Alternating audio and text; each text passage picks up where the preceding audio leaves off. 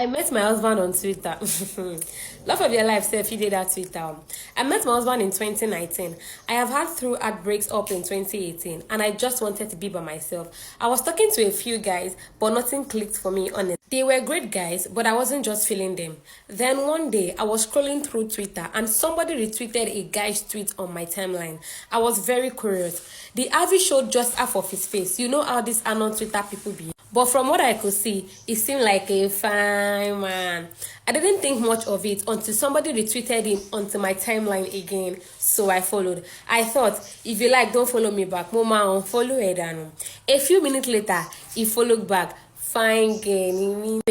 After he followed me back, we would comment on each other's tweets every once in a while. He wished me well on my birthday and all that.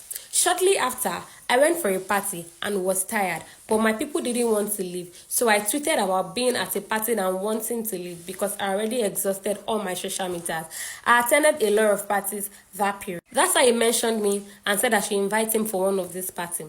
I had another party at the end of the month, so I told him he was invited. 24 hours later, Oga has not responded to my invitation, so I sent him a DM to ask if he was really interested, and he said yes. We started chatting in the DM. What I didn't know was that Oga had found my IG and was doing private investigators work. Well, I found his own before I asked for it. FBI Lomo. I suggested a meetup before the wedding. I just invited a stranger to a family function. Let's see, not be like it's a big bolugi that will sit at the family table with us. We decided on a movie date at ICM on a Friday.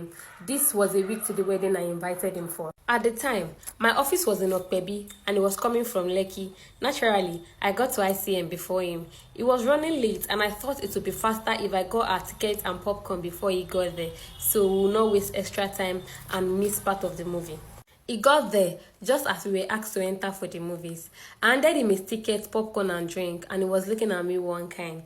He was obviously surprised that I got his ticket before he arrived. While watching the movie, Oga was stealing glances at me. I was seeing him through the corner of my eye, but I was forming on looking. It was a great movie, and when we were done, he said he didn't feel comfortable letting me pay for our movie, and we should go sit and order for food. We went to Rhapsody, sat and ate. We also had few animated conversation. It was so easy, and it felt like we had known each other for years. He came for the wedding, but he was quite shy because my Lagos family was there. We would chat a lot after. I got another job around that time and moved to Lekki. It made us physically closer because his office was closer to both my office and my house. He would stop by after work to help me bring food because my kitchen wasn't ready and assist me with arranging and heavy lifting. We would talk and he is an avid listener. I never had to remind him of something I had said before. He always remembers. He was very compassionate and fiercely protective of his own. I invited him for another party, and this time it was a night party. And afterward, we had conversation about how I wasn't here for jokes, and if he wasn't interested in anything serious, he should bounce. I like that energy.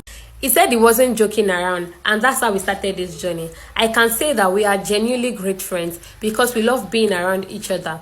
Just looking at him makes me happy. We don't agree on everything, and when we disagree, we always find a common ground. When he has an opinion that bothers me, I always tell him and he listens and adjusts and vice versa.